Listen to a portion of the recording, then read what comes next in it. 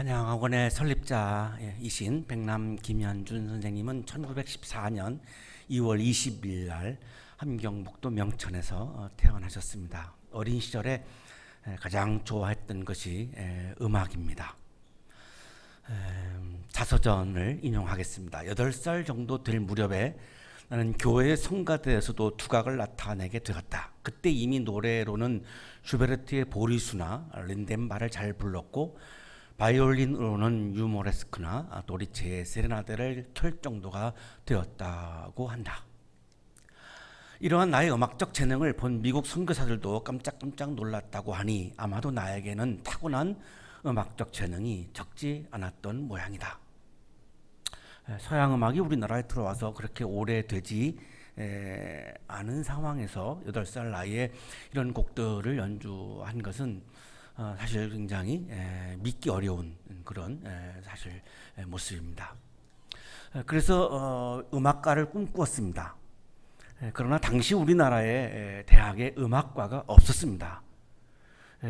그런데 서양 선교사들이 교수를 하고 있는 학교가 연희전문학교였고 지금의 연세대학교입니다. 거기 가면 서양 선교사들로부터 전문적인 좀 음악을 배울 수 있지 않을까라고 하는 그런 막연한 기대감을 가지셨고 연희전문학교에 입학을 해서 공부를 합니다. 음악을 전공한 것은 물론 아니었습니다.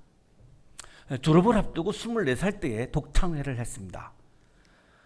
현재병 선생님의 도움을 받아서 독창회를 했는데요. 자서전입니다. 1938년 6월 4일 이날은 나에게 결코 잊을 수 없는 날이다. 음악에 대한 나의 꿈이 처음으로 세상에 펼쳐지던 날이요. 그토록 그리던 바리톤 독창회를 드디어 하게 되었다는 벅찬 감회가 뒤섞여 부풀어 오르는 흥분을 억누를 길이 없었다. 레퍼토리는 모두 10곡이 다 오페라 아리아였습니다. 구노, 베르디, 바그너 굉장히 수준 높은 곡들을 10곡을 연주를 했습니다. 연주를 마치고 나면 바로 이제 미국으로 음악을 전공하기 위해서 유학을 가려고 하는 그런 마음을 품고 연주회를 했던 것입니다.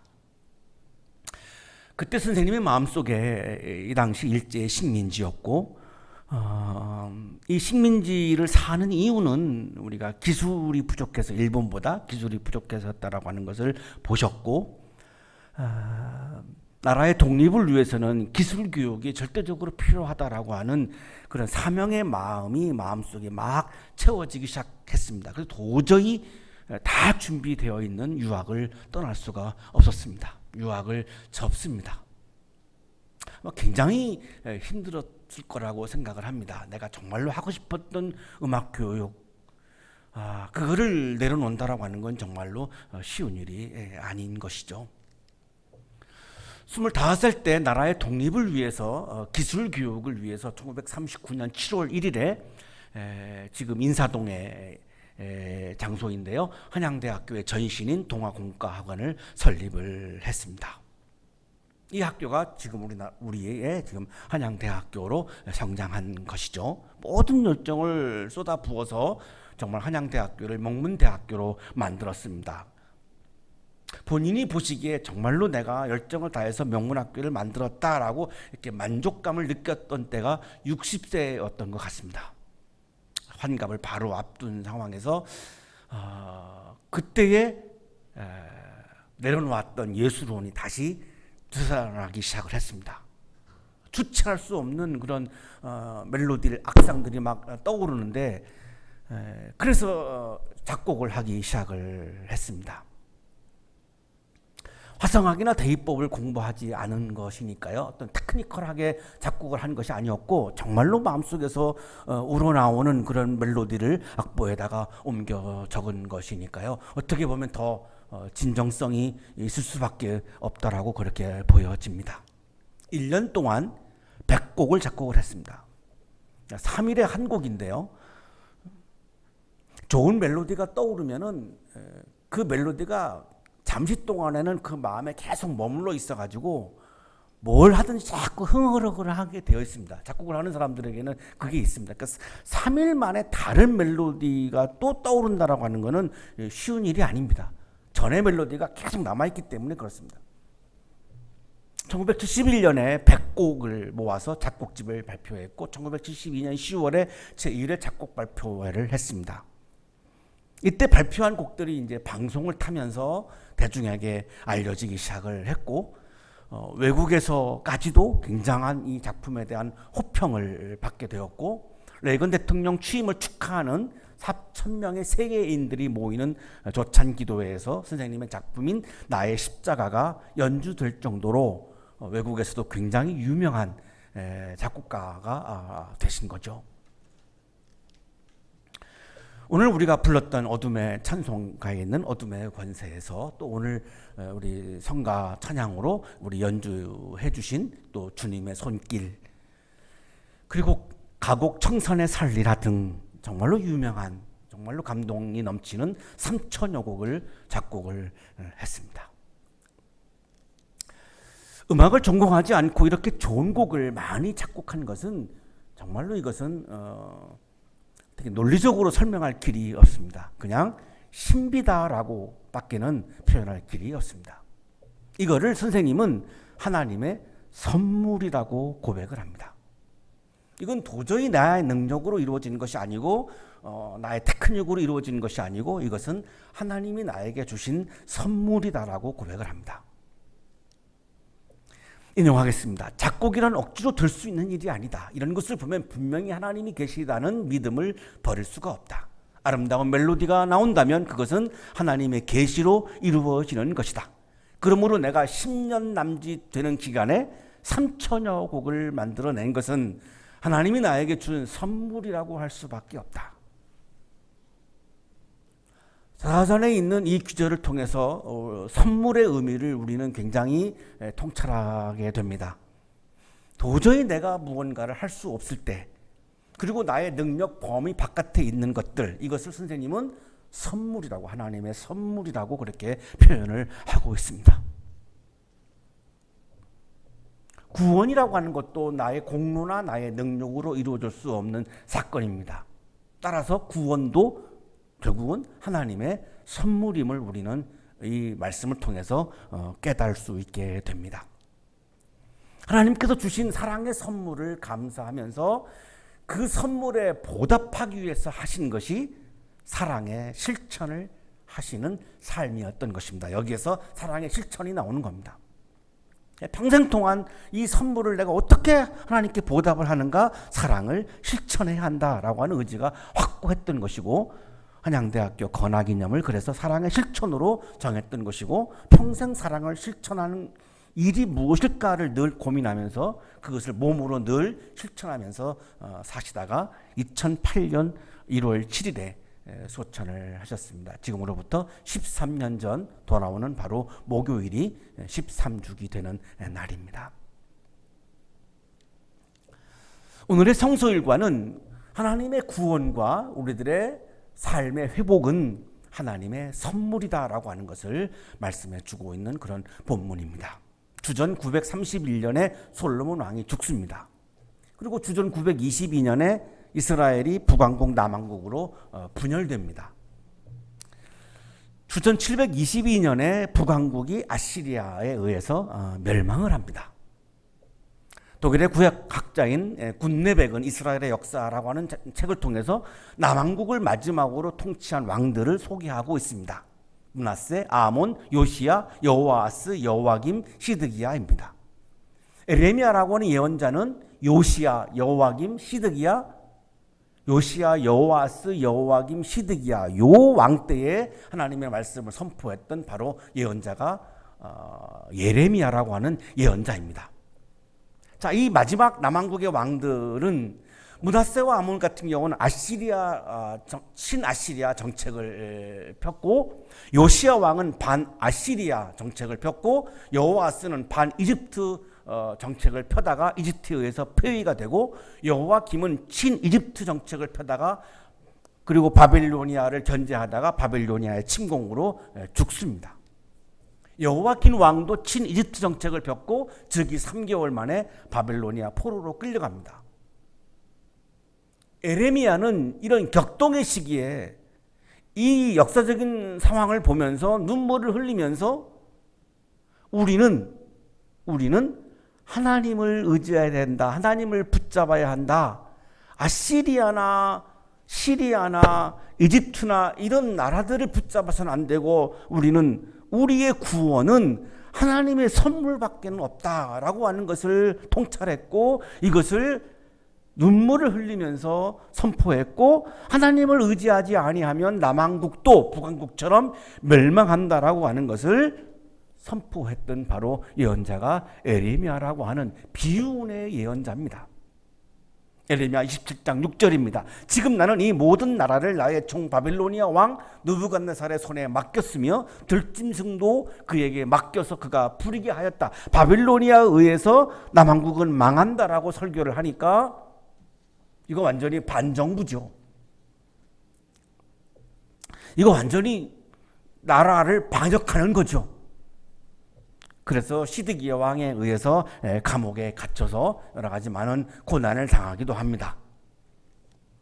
남한국의 마지막 왕이 시드기야인데 11년을 남한국을 통치를 했습니다. 에레미야는 바빌론에 의해서 우리가 멸망한다. 우리는 하나님을 붙잡아야 한다. 그리고 우리는 하나님은 바빌로니아를 하나님의 도구로 쓰고 있다. 그래서 우리는 바빌로니아를 하나님의 뜻에 의해서 바빌로니아하고 우리는 굉장히 동맹을 맺었고 바빌로니아를 거스러서는 안 된다라고 하는 조언을 굉장히 많이 했는데 시드기야가 이 예레미야의 조언을 받아들이지 않습니다. 이집트와 동맹을 맺고 동맹을 맺었던 바빌로니아하고는 동맹을 파기합니다. 그런데 그는 바빌로니아 왕에게 반역하여 이집트로 사람을 보내서 자기에게 많은 군마와 군인을 파견해달라고 요청하였다. 이집트의 세력을 끌어들여서 바빌로니아를 견제하려고 했던 것이 바로 시드기야의 외교 정책이었습니다. 자, 그래서 바빌로니아의 느부갓네살 왕이 예루살렘을 침공하고 주전 587년에 예루살렘 성전은 무너져 버리고 맙니다.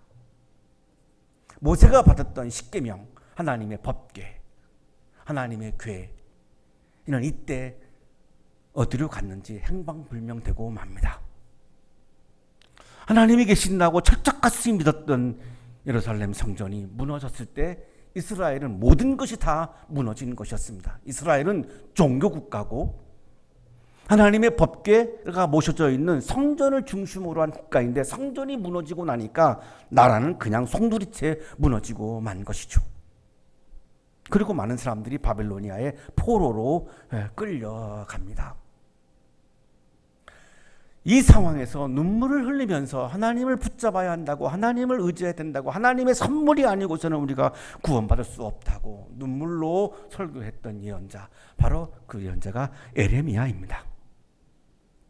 시드기야는 도망을 치다가 여리고에서 잡혔고 그가 본 앞에서 두 아들이 처형당했고 시드기야는 두 눈을 뽑힌 채로 바빌로니아로 끌려가서 감옥에서 마지막 최후를 보내고 맙니다.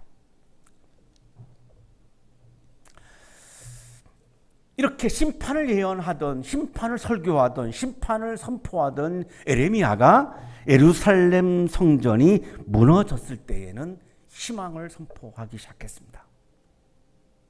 무너지기 전에는 마지막까지 우리가 하나님을 붙잡아야 한다, 망한다 이렇게 설교했던 예레미야가 예루살렘 성전이 무너지고 나니까 그때에는 희망을 선포하기 시작합니다. 이 희망을 선포한 내용이 예레미야 30장에서 33장까지고 성서학자들은 이 부분을 위로의 책이라고 그렇게 부르고 있습니다. 오늘의 성서일과는 바로 이 위로의 책 중에 있는 그런 말씀입니다. 참으로 나 주가 말한다. 너는 기쁨으로 여호와 야곱에게 환호하고. 놀랍죠? 예루살렘 성전이 무너졌는데 어떻게 기뻐합니까? 어떻게 환호합니까? 세계 만민의 머리가 된 이스라엘에게 환성을 올려라. 어떻게 환성을 올릴 수 있겠습니까?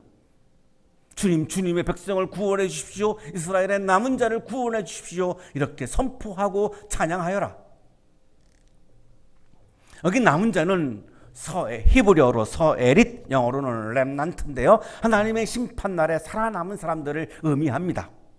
북왕국은 722년에 망했고 남한국은 586년에 망했습니다. 그러나 하나님께서 살려주신 사람들이 있었습니다. 하나님께서 남겨놓으신 사람들이 있었습니다. 이게 남은 자입니다. 이 남은 자들을 향해서 에레미야는 하나님께서는 에레미야를 통해서 기뻐하라고 말씀하는 겁니다. 밀터 브루그만은 세계적인 성서학자인데 최근에 코로나 상황 이후에 다시 춤추기 시작할 때까지라고 하는 제목의 책을 아주 최근에 냈습니다. 이 33장, 33장에 대한 부분을 이렇게 설명하고 있습니다. 에레미야 선지자는 황무지와 제왕과 황폐함의 장소에서 또다시 축제를 기념하며 즐거워하는 소리가 들릴 것을 기대한다. 코로나 상황에서 결혼식장도 자기는 가지 못하고 있다고 토로합니다. 장례식장도 가지 못하고 축제의 자리에도 가지 못한다고 밀터 브루그만이 토론을 하면서 다시 우리가 축제를 하게 되는, 즐거워하게 되는, 다시 춤추게 되는 날이 온다라고 에레미야서에 있는 말씀처럼 우리도 코로나 상황에서 반드시 다시 춤추는 날이 올 거라고 하는 희망의 메시지를 세계의 신앙인들에게 지금 전하해 주고 있습니다. 바로 요 에레미야 이 본문을 설명했던 바로 본문입니다. 절망의 상황에서도 하나님을 바라보며 하나님을 기뻐하는 것, 그것을 우리는 신앙이라고 부릅니다. 인생을 살다 보면 왜 우리에게 절망이 오지 않겠습니까? 왜 고난이 오지 않겠습니까? 왜 어려움이 오지 않겠습니까? 그때에 하나님을 바라보면서 하나님을 기뻐하는 것이 신앙이라고 말씀하는 거죠. 하나님을 바라보면 기쁠 수밖에 없습니다. 하나님은 나에게 좋은 것들을 선물로 주시는 분이시기 때문에, 나를 구원하시는 분이기 때문에 하나님을 바라보면 기뻐할 수밖에 없는데, 절망의 상황이 깊어질수록 오히려 우리는 하나님을 바라보면서 기뻐해야 하는 것이고, 그것을 우리는 신앙이라고 부릅니다. 그래서 하나님은 남은 자들에게 기뻐하라고 말씀하고 있는 겁니다. 북왕국이 망했지만, 남왕국이 망했지만 나를 봐라. 내 안에 존재하라. 내 존재 안에 머물러라. 나를 봐라. 그러면 기뻐할 수 있다. 이 말씀을 지금 전해주고 계시는 거죠. 내가 그들을 북녘 땅에서 데리고 오겠으며. 자, 여기 북녘 땅은 북왕국을 말씀하는 건데요. 무려 586년으로부터 전 722년이니까 100년이 넘어간 시간입니다. 100년 전에 망했던 북왕국의 남은 자들을, 아직도 구원받은 사람들을 다시 데리고 오겠다는 말씀을 하고 있는 거죠. 놀라운 말씀입니다. 이미 북왕국은 다 끝났다고 생각했는데 하나님은 아직 끝난 것이 아니었습니다. 아직도 그들을 사랑하고 있었고, 아직도 그들에 대한 애정이 넘쳐 흐르고 있었던 것이죠. 그들을 다시 데리고 오겠다는 겁니다. 구원의 자리에 다시 데리고 오겠다는 겁니다. 땅의 맨 끝에서 모아오겠다. 절망이 깊어서 땅끝까지 간 그 사람들을 다시 모아오겠다는 겁니다. 흩어진 사람들을 다시 모으겠다는 겁니다. 이스라엘은 북왕국, 남왕국으로 흩어졌고, 아시리아에게 망하고 바벨로니아에게 망하면서 다 백성들이 흩어졌습니다. 그 흩어진 사람들을 다시 모으겠다는 것입니다.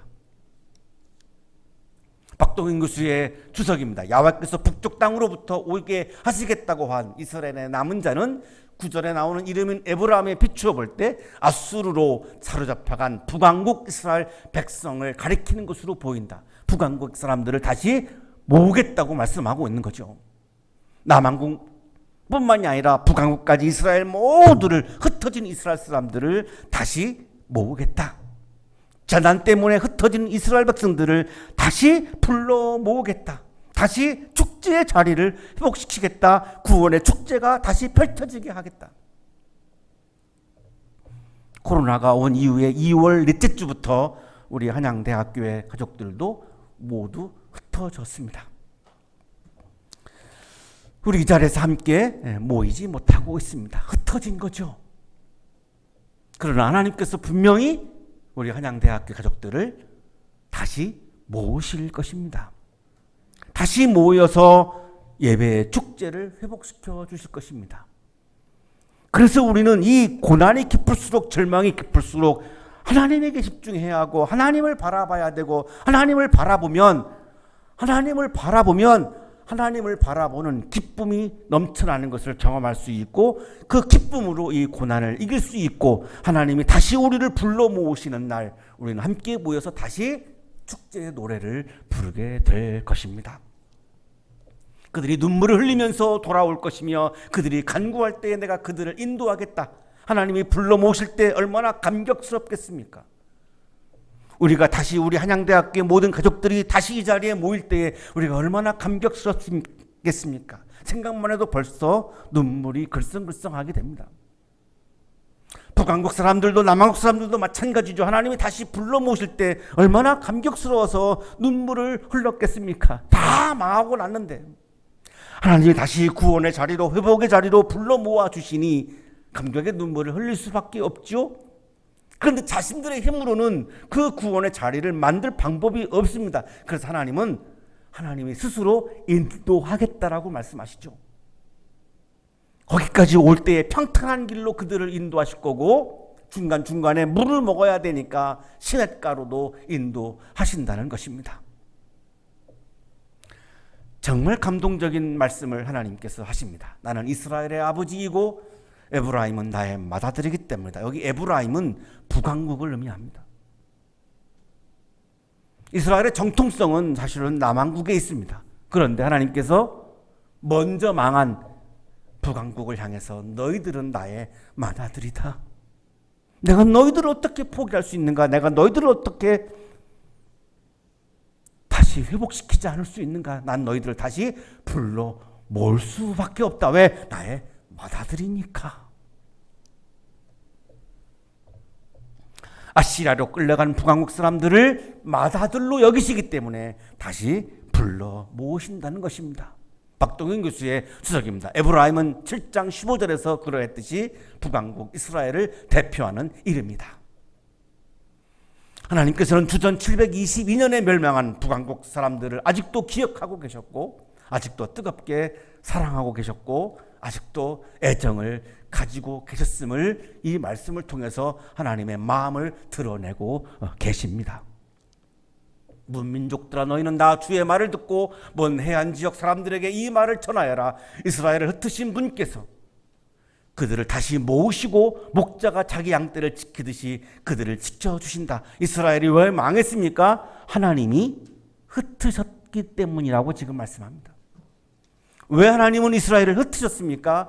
이스라엘 사람들이 하나님을 바라보지 않고 시리아를 바라보고 아시리아를 바라보고 이집트를 바라보고 그러면서 하나님은 안중에도 없었기 때문에 하나님은 자기의 백성이었던 계약을 맺었던 자기의 백성이었던 이스라엘을 흩으실 수밖에 없었습니다.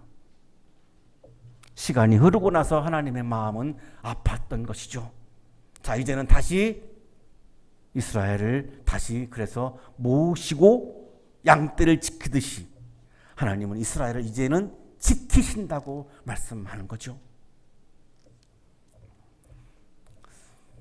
바로 하나님께서 하시는 이 일이 바로 구원이라고 하는 사건입니다. 그렇다나 주가 야곱을 속량하여 주고 야곱보다 더 강한 자의 손에서 그를 구원해 냈다? 현재 완료로 말씀하시죠? 이미 구원했다라고 하나님은 현재 완료로 말씀하십니다. 박동인 교수의 주석입니다. 속량하다로 옮긴 히브리 동사 파다는 본디 종이 된 사람을 돈을 주고 다시 자유롭게 하다는 등의 뜻을 지니지만 하나님이 주어일 때는 이스라엘 백성이나 개인을 이런저런 어려움에서 벗어나게 하심을 뜻한다. 속량한다. 하나님은 이스라엘을 속량한다. 어려움으로부터 벗어나게 하신다. 어려움으로부터 구원하신다. 라고 하는 의미를 바로 속량이라고 말씀하고 있고 뒤에 가서는 또 구원해냈다라고 말씀하시죠. 전에 번역된 성서는 구속하다인데요. 여기 히브리어 동사는 가알입니다. 가알은 본디두가 가나안의 땅을 팔아넘기거나 종살이를 하게 되었을 때 가족이나 친척 가운데 능력이 있는 사람이나 본인이 그 값을 치르고 땅이나 자유를 되찾는 것을 가리키거나 주어가 하나님일 경우에는 하나님이 어려움에 빠진 백성이나 개인을 도와서 그 어려움에서 벗어나게 하심을 뜻합니다. 어려움에 빠져있는 멸망한 북왕국과 남왕국을 속량하신다, 구원하신다라고 하는 말씀은 다시 거기로부터 건져내고 그 어려움으로부터 벗어나게 해서 구원의 자리로 인도하신다라고 하는 말씀입니다. 예루살렘이 무너지는 절망적인 상황에서 하나님께서는 이미 이스라엘을 속량하시고 구원했다고 말씀을 하고 있습니다. 그들은 돌아와서 북왕국 사람들과 남왕국 사람들은 다시 예루살렘으로 돌아와서 시온산 꼭대기에서 찬송을 부르고 주의 좋은 선물 곧 곡식과 새포도주와 기름과 양새끼와 송아지들을 받고 기뻐할 것이며 그들의 마음은 물된 동산과 같아서 다시는 기력을 잃지 않을 것이다. 어떻게 북왕국 사람들이 남왕국 사람들이 어떻게 예루살렘으로 돌아와서 찬송을 부를 수 있으며 곡식을 먹고 포도주를 마시고 기름으로 배를 부리고 송아지를 먹으며 기뻐하고 이것이 어떻게 가능하겠습니까? 불가능합니다. 그러기에는 이스라엘은 지금 완전히 다 망해가지고 남아있는 것이 아무것도 없습니다. 이것이 어떻게 가능하겠습니까? 이 질문에 대한 에레미야서의 답변이 이것입니다. 주의 좋은 선물이라고 하는 것입니다. 하나님의 선물에 의해서 이스라엘은 다시금 찬송을 부르게 되고 곡식을 먹게 되고 포도주를 마시게 되고 기름으로 배를 채우게 되고 양새끼와 송아지를 먹으며 기뻐하게 되고 그 기쁨을 다시 회복하고 물된 동산과 같아서 끊임없이 하나님으로부터 물을 공급받아서 다시는 기력을 잃지 않는 나라와 백성과 민족이 된다라고 말씀을 하십니다. 장일승 교수의 설명입니다. 패티스는 핵전쟁이 발발하면 지구가 끝장이라고 보는 현대인의 불안감과 공허함이 에레미야 당시 예루살렘 성전과 도성의 파멸이 가져다주는 의미와 같다고 본다. 핵이 폭발해서 다 폐허가 돼버린 것과 같은 느낌을 받은 것이 예루살렘 성전이 무너진 사건입니다. 새로운 희망을 찾는다는 것은 현재의 가능성으로는 도저히 불가능한 것이다. 그 처방은 하나님의 일방적인 선물로만 가능하다는 것이다. 하나님의 일방적인 선물로만 가능하다는 것이다. 북왕국과 남왕국의 구원은 하나님의 일방적인 선물로만 가능하다는 것입니다. 하나님의 일방적인 선물은 우리를 절망으로부터, 우리를 고난으로부터, 우리를 고통으로부터 구원하시고 만다는 것입니다. 코로나로부터도 하나님은 우리를 반드시 구원하십니다. 그것은 하나님의 일방적인 선물에 의해서 이루어지는 구원의 사건입니다. 그때는 처녀가 춤을 추며 부르고만이 이거를 본 거죠. 다시 춤출 수 있을 때까지라고 하는 책의 제목은 바로 13절에서 통찰을 얻은 것 같습니다. 그때는 처녀가 춤을 추며 예루살렘이 회복되어서 북왕국과 남왕국 사람들이 함께 어우러져서 다시 춤을 춘다는 것입니다. 코로나 상황으로부터 구원되어서 우리는 다시 춤을 추는 날이 온다는 것입니다. 춤을 추며 기뻐하고 젊은이와 노인들이 함께 즐거워할 것이다. 함께 모여서 음식을 나누며 함께 모여서 노래를 부르며 함께 기뻐했던 우리의 아름다운 추억들, 그것은 영원히 지나간 것이 아니라 반드시 하나님의 좋은 선물에 의해서 다시 회복된다는 것입니다. 내가 그들의 슬픔을 기쁨으로 바꾸어 놓고 코로나에 의해서 주어져 있는 우리들의 많은 슬픔들을 하나님은 반드시 좋은 선물로 기쁨으로 바꾸신다는 것입니다. 그들을 위로하여 주겠다. 그들이 근심에서 벗어나서 기뻐할 것이다. 코로나로 지쳐있는 우리들을 하나님께서는 위로하여 주실 것이고 잃어버린 기쁨을 회복시킨다는 것입니다. 이것을 이미 에레미야 할 때 하나님은 말씀을 하셨고 이미 이스라엘 사람들에게 경험하게 하셨던 사건이기에 우리도 예외는 아닌 것입니다. 하나님께서 좋은 선물을 주시는 날, 그날이 언제인지는 모르지만 바로 그날 처녀가 춤을 추며 기뻐하고 젊은이와 노인들이 함께 즐거워하게 될 것입니다. 하나님께서 좋은 선물을 주시며 위로를 주시는 날 우리는 모두 근심에서 벗어나고 기뻐하게 될 것입니다. 그때는 내가 기름진 것으로 세상들의 마음을 흡족하게 할 것이며 내 좋은 선물로 내 백성을 만족하게 하겠다. 하나님이 우리에게 주시는 그 좋은 선물은 다시금 우리를 만족하게 하는 그런 구원의 선물입니다. 사랑의 선물입니다. 신비로움의 선물입니다. 하나님께서 좋은 선물로 내 백성을 만족하게 하겠다고 말씀하셨습니다. 이 하나님의 좋은 선물이 풍성한 새해가 되기를 축복합니다. 다시 춤추기 시작하는 새해가 되기를 축복합니다. 기도드리겠습니다.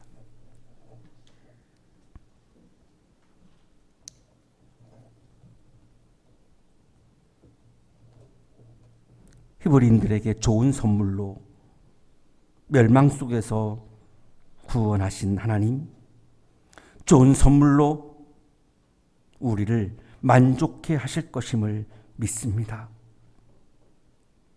다시 노래 부르고 다시 기뻐하고 다시 춤추는 날을 회복시켜 주실 것을 믿습니다. 하나님이 좋은 선물로 주신 2021년 이 새해에 하나님의 좋은 선물을 간절히 기다립니다. 우리 모두에게 2021년 새해에 이 놀라운 좋은 선물을 우리에게 부어 주시옵소서. 예수 그리스도 이름으로 기도하옵나이다.